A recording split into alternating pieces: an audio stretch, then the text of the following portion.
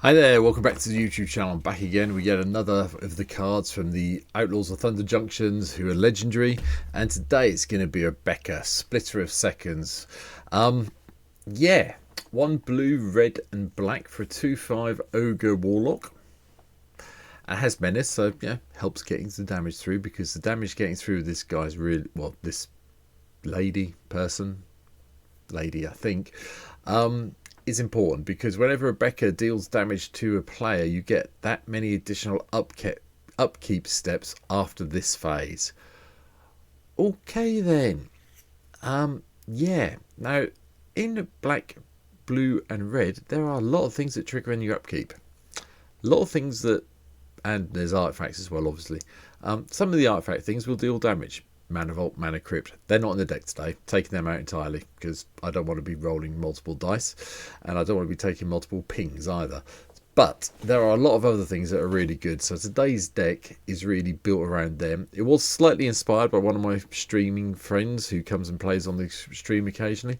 But I think I've taken my deck in a slightly different direction to what they've done. So without me talking any longer, here's what it looks like.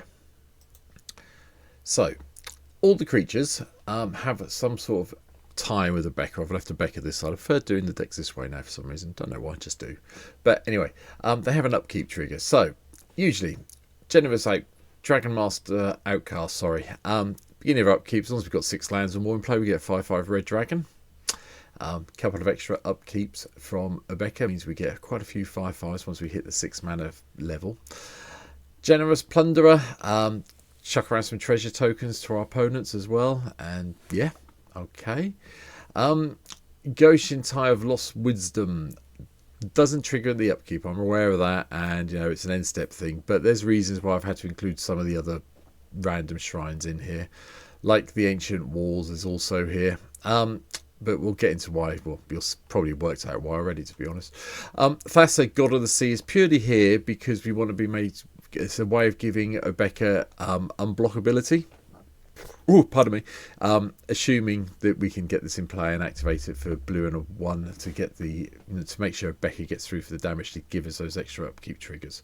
The other thing is with Thassa, we do get to scry a couple of times, and you want to stack the triggers in order to do the scrying first. It works. Goshen Tai, another one of the shrines we just had in here. Okay, the creature shrines are pretty good, so they do give us a few extra creatures, but they're not the key to it. But this is where I'm probably going to diverge from my friend who built this as well, because I'm playing clones or shapeshifters or whatever you want to call them. And so Shakasima of 1,000 Faces is quite important in this deck because it means the legend rule doesn't apply. So Shakasima can come in and copy Obeka. Stunt Double needs Shakasima in play before you copy Obeka, just be aware of that. But if you need to get something else, if there's a big fly you need to deal with, you can copy that instead. Just bear that in mind when I'm talking about these. Twilight Prophets here because when you hit the Ascend, you should get 10 permanents out quite easily with this deck. You get to do the whole the beginning of your upkeep. If you have the City BF Blessings, reveal the top card of your library, put it in your hand. Each opponent loses X life and you gain X life, or X is that card's converted mana cost. So that's pretty good. Undercover Operative is one that comes into play and copies again. So again, we do need Shakasima in play if we're going to copy Obeka, sorry.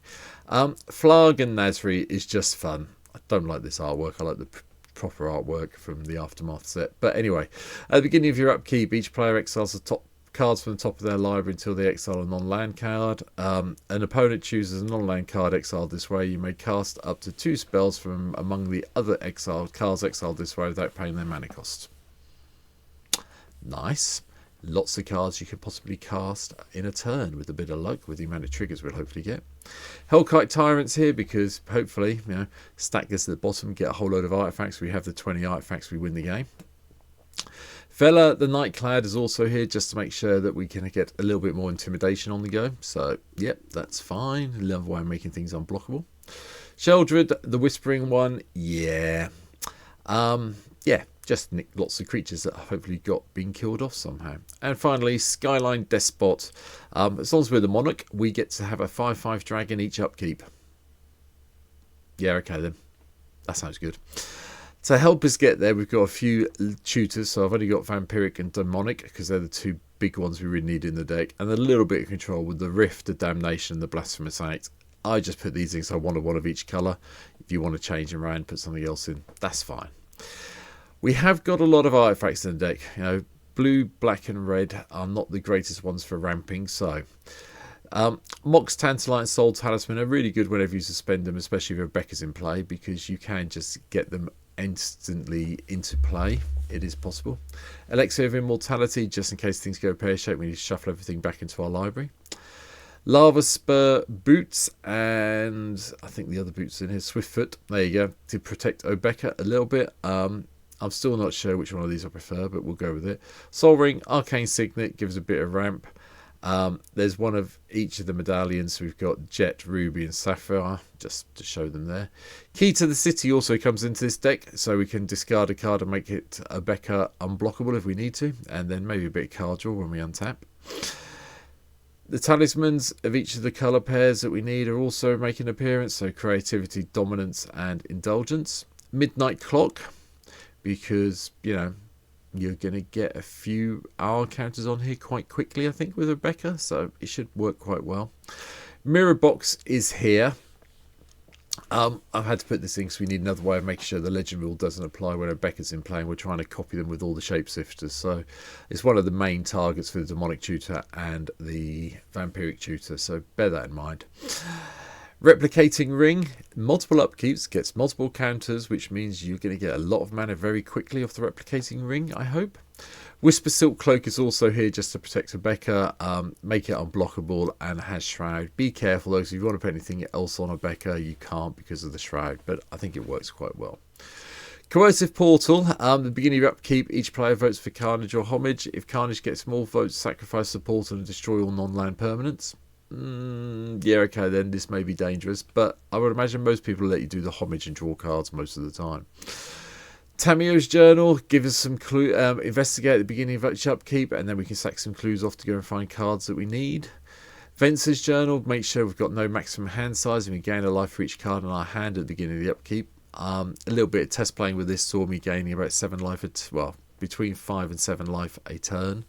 On the whole, and then Obeka came in and doubled that up and got stupid very quickly. And Portal of Phyrexia, yes, it comes into play as it comes into play, triggering everyone sacrifices 3, but if you've got multiple upkeeps, you can just nick cards from graveyards all day long, which is why I'm not overly concerned about only having 16 creatures in the deck. We have quite a few enchantments, and some of them are auras to make sure Obeka can get through. So we've got Aqueous Form, we've got Ether Tunnel, we've got Cloak of Mists, and then we've got some of the other shrines. So Sanctum of Stone Fangs. Yes, it's the beginning of your pre-combat main phase, but it does kind of help. It gives you a little bit of life gain, a little bit of draining, so bear that in mind. Security Bypass makes things unblockable.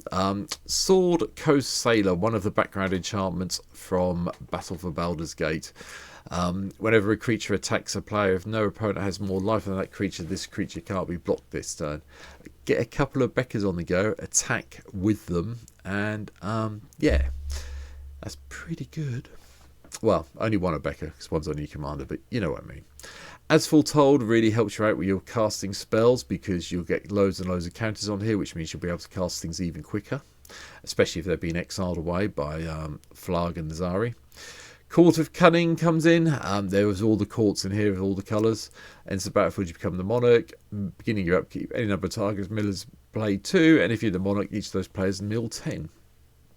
Not bad if you've got a lot of upkeep triggers, you can mill people out. Here's the reason, one of the first reasons why we have all the other shrines in here. The Infinite Rage one is here to deal some damage. Court of Ambition lets us do the whole you lose some life unless you discard. Court of Embereth gives us just lots and lots of Red Knight creature tokens. And then if Court of Embereth deals X damage to each opponent, where X is the number of creatures you control. Yeah, does kind of do the job for you.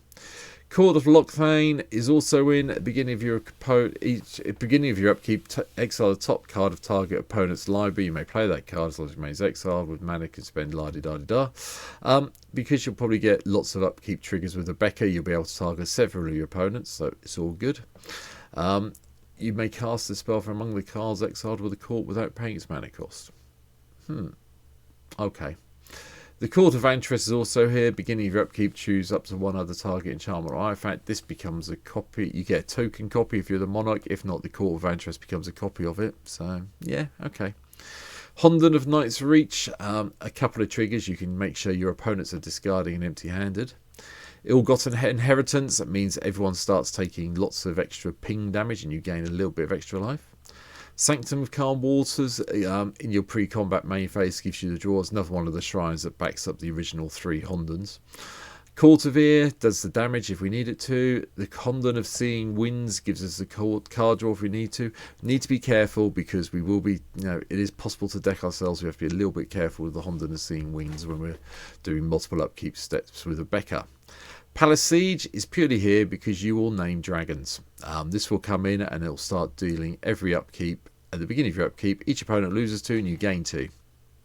So with Obeka going in and you have this in play that I lost 2 at the beginning of your original upkeep, Obeka gets in for damage. That's another 4 you gain for. Yeah, pretty good. And the Virtue of Persistence. Yes, I know it's here again. I know it was in yesterday's deck, but I still like it. And nicking people's cards out of their graveyards, pretty good. Land-wise, red, black and blue lands all the way through. Nothing particularly fancy. I haven't even, probably the most expensive one is probably Field of the Dead in real life. And the runes are here. Quite like the snarls on the runes. That's fine. And a few other bits and pieces. I think Xander's Lounge, Watery Grave. We do have some search lands, some Scalding Tarn, if you want to save some money. Blood Crypt can come out, so on and so forth, if you're looking to cut the cost of the deck down. Bloodstain Mire, not Blood Crypt, my bad, sorry. And that is it. That's my take on Obeka, Splitter of Seconds. As I'm recording this, I think I said in yesterday's video, so I'm recording these on the same day, I hit 400 subscribers here on YouTube. Please, if you can, and you haven't been here before, hit the subscribe button. I'm really pushing really hard to get to 500 now by the end of the year. So any help is greatly appreciated. If you could be 401, 402, 403, just help me out and hit the subscribe button. That'd be great. If you want to see me play Obeka, you can come and check out the stream. There's a link to my Twitch stream down below over there. You can come and give me a follow over there. I've got 230 followers over on Twitch, and we get a reasonable crowd every time I'm streaming Commander. So come and join in the fun if you want to. But that's it for now. Thanks for watching today's video. I hope you've enjoyed it, and I'll see you in the next one. Take care. Bye.